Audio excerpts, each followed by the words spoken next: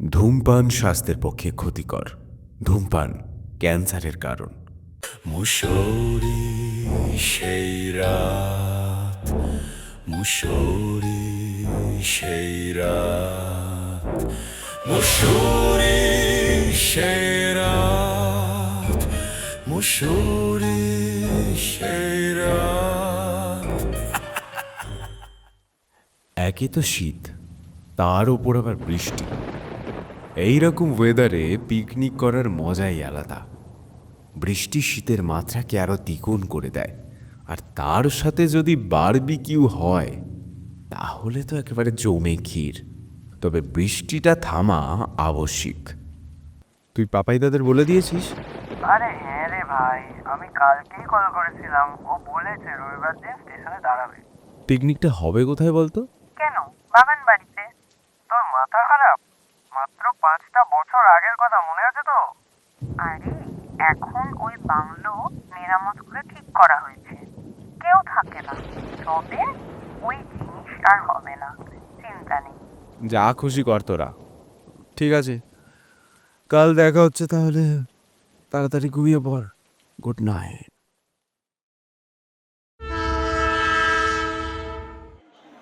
না, সবাই এসেছে। সেই 5 বছরের সেম ফিলিংটা পাচ্ছি। ছোট পিসি, প্রত্যুষ, বাপাইদা, বর্ণালিদি, রূপাদি আর শ্রেষ্ঠা। রাহুলদাকে মিস করছি, কিন্তু কি আর করা যাবে, অগত্যা। আমরা সবাই রওনা দিলাম গন্তব্যের উদ্দেশ্যে। বাইরে তখনও প্রচণ্ড বৃষ্টি হচ্ছে। রূপা, লাইটটা জ্বালিয়ে দে তো। বাইরে যা বৃষ্টি পড়ছে, কামরাটা পুরো অন্ধকার হয়ে রয়েছে। হ্যাঁ, দিচ্ছি। থাক না, এমনই ভালো লাগছে। তোর এত দেরি হলো কেন রে? আর বলো না, যা বৃষ্টি পড়ছে দেখতেই তো পাচ্ছ। ওদিকে আবার ট্রেনে একজন কাটা পড়েছে। কি বিদিকিচ্ছিল অবস্থা, ওইখানে তো ভিড়ে দাঁড়িয়ে পড়তে হলো। যাই হোক, ওসব বাদ দাও। ও পাপাইদা, দেখো না কিছু খাবার পাওয়া যায় কি? সবে তো ট্রেনে উঠলি, আর যা বৃষ্টি পড়ছে মনে হয় না পাওয়া যাবে। মা লুচি তরকারি বানিয়ে দিয়েছে, যা আছে সবারই হয়ে যাবে মোটামুটি। ব্যাস, প্রবলেম সলভ। বাবু, তুই এরকম চুপচাপ বসে আছিস কেন? কথা টথা বল। হ্যাঁ হ্যাঁ বলো। না, মাথাটা একটু ঝিমঝিম করছিল। দেখতে দেখতে সন্ধে পেরিয়ে রাত হলো। এখন বৃষ্টি একটু থেমেছে। আমাদের প্ল্যানিং ছিল উপাসনা এক্সপ্রেস করে হরিদ্বার, আর তারপর সেখান থেকে মুসৌরি। প্ল্যানিংটা হঠাৎ করেই হয়। আসলে শীত আর শীতের সাথে পিকনিকের একটা অন্য রকমের সম্পর্ক আছে। যাই হোক, রাতের খাবার সেরে কিছুটা গানের লড়াই সাথে লুডো খেলায় মেতে কখন যে ঘুমিয়ে পড়লাম মনে নেই। ঘুম ভাঙল ট্রেনের শব্দে। একটা ভীষণ জোরে হুইসেল দিয়ে ট্রেন ডেকে উঠল।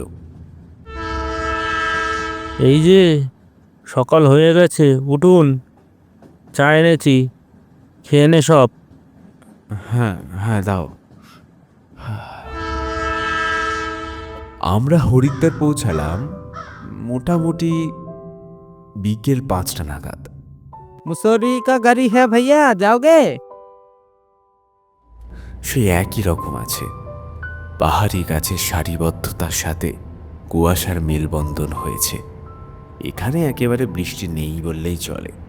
তাই পড়ন্ত বিকেলকে অনুভব করতে করতে গাড়ি চলতে থাকলো মুসৌরির উদ্দেশ্যে। হ্যালো, বলছি কোথায় তুই? আমরা তো প্রায় চলে এসেছি রে। চলে এসছিস মানে কোথায়? ইয়ার কি কম মার। আরে চলে এসেছি, তুই কোথায় বলতো? আমি তো হোস্টেলে। তোরা তোমাকে জানিয়ে আসবি। কার মধ্যে মা বাবাও এখানে নেই, পুনে গেছে। 2 দিন ধরে যে ফোন করলাম, তুই তো নিজে বলি তোদের বাংলা পিকনিক হবে। এই কি কথা? তোর ফালতু আর কি মানিস না তো। ঠিক আছে, আসছি আমি, দাঁড়া। চৌমাথাটাই দাঁড়াবি। কি বলছে তৃষা? বলছে ও নাকি জানতোই না আমরা আসবো। বাদ দাও তো। সেই একই আছে বল জায়গাটা। রাহুলকে বড্ড মিস করছি। গাড়ি থামলো চৌমাথায়। কিছুক্ষণ নিজেদের মধ্যে তর্কাতর্কি চলল। তারপর শেষ পর্যন্ত তর্কের মীমাংসা হয়ে ঠিক করা হলো যাওয়া হবে সেই বাংলোয়। আর কোনো অপশান নেই, কারণ পাহাড়ি এলাকায় কাছাকাছি কোনো বাড়িঘরের হদিশ পাওয়া খুবই দুষ্কর। মনে আছে সেই বিড়াল দেখে ভূত ভেবেছিলি রূপাদি? এই রাস্তাতেই তো। মনে আবার থাকবে না? বাপরে বাপ। ধুর, আবার সেই ভূতের কথা। ওই দেখো চলে এসেছি আমরা। ওর কথাটা কানে যেতেই চোখ পড়ে গেল সেই পুরনো দুঃস্বপ্নর দিকে। এখনো মনে পড়ে, শুধু আমি কেন, কেউই ভুলব না। তবে এখন আমরা আর ছোট নেই। তৃষার কথা অনুযায়ী রতন জেঠুর মৃত্যুর পর এই বাংলো সরকারের হাতেই চলে যাচ্ছিল, কিন্তু বুদ্ধি করে ওরা অ্যাজ আ গোডাউন হিসেবে ব্যবহার করছে। রোজই মোটামুটি দিনের বেলায় যাতায়াত চলে, তবে রাতে ফাইনালি তাহলে এসে পৌঁছালাম। হ্যাঁ, অবশেষে এসে পৌঁছানো গেল। একই আছে। কিছুটা পরিবর্তন হলেও প্রায় একই আছে। সেই চওড়া বাগান, চারিদিকের কুয়াশা মোড়া অন্ধকার, আর সামনে সেই লোহার গেট। শুধু এখন আর নেই রতন জেঠু। এইখানকার বাড়ির পরিচয় হলো কাঠের মেঝে, যার প্রত্যেকটা পদধ্বনি তোমাকে শিহরিত অবশ্যই করবে। প্রথম তলায় দুটো ঘর আর লম্বা একটা বারান্দা উত্তরের শেষের দেওয়ালটায় গিয়ে ধাক্কা খেয়েছে, আর তারই পাশ থেকে চলে গেছে দোতলায় যাওয়ার সিঁড়ি। এবারে নিচের তলায় থাকার কোনো প্রশ্ন আর আসবে না, তাই ওপরে থাকাই ব্যবস্থা করা হবে।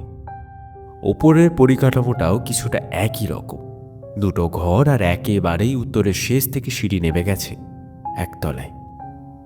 আমরা যে ঘরটায় থাকার ব্যবস্থা করলাম, মোটামুটি আসবাবপত্র বলতে আছে একটা খাট, তাও বা তার একটা পায়ায় অর্ধেক উই ধরে গেছে, একটা আদিমকালের পুরনো আলমারি আর একটা জড়া জীর্ণ আয়না।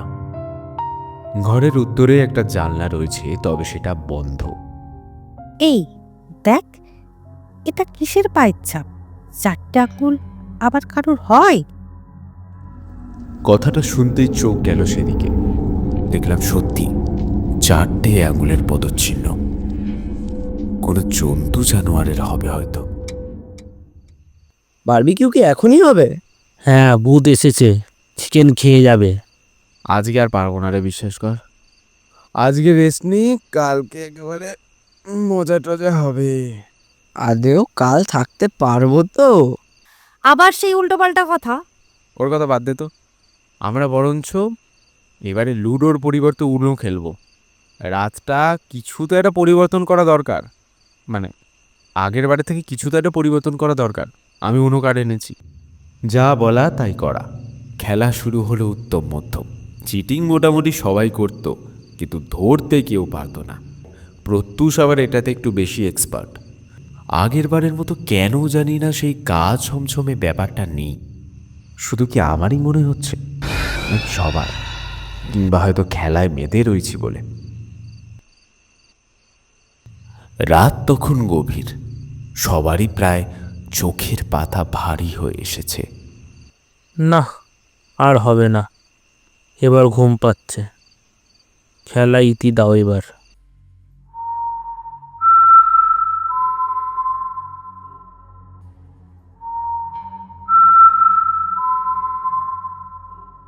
শোনায়, রাত্রিবেলা শীষ দিতে নেই।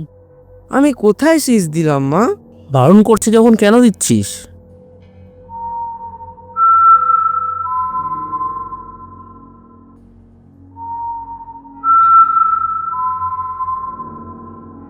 অসভ্যতামি বন্ধ কর, বারবার বারণ করছি কিন্তু।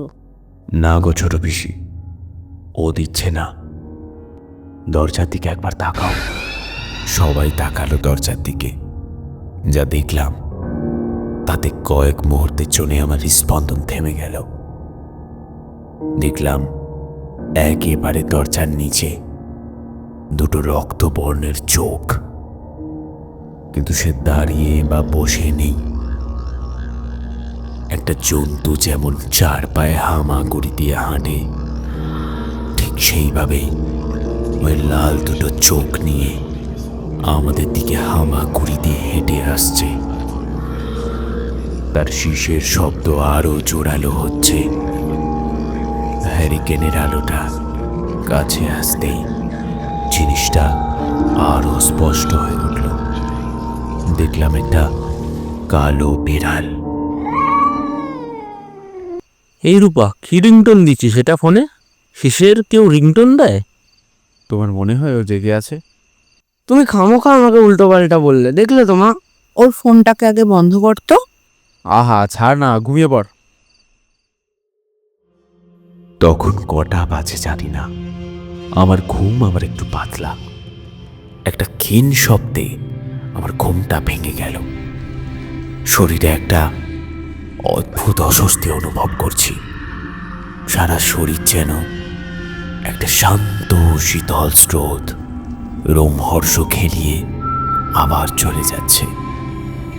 শব্দটা শিশের, আবার ফোনের রিংটন। কিন্তু ফোনের আলো তো জ্বলছে না। কেন জানি না এই শব্দটা আমারই চারিদিকে বারবার বন বন করে ঘুরছে। আবার একটা শব্দ, কিন্তু এটা কোনো শিশের শব্দ না। তুইও পেলি আওয়াজটা? হ্যাঁ গো, পাশের ঘর থেকে। না, আমার তো মনে হচ্ছে না। কিরে, তোর এখনো ঘুম আসনি? তুই এখনো জেগে কেন? তুই তুকারি করছিস কেন? বড়দেরকে তুই তুকারি করতে নেই। কি রে, তোরা এখনো ঘুমোসনি? শোনাই, তুই এখনো ঘুমাসনি? এই, তুই তুকারি করছিস কেন রে?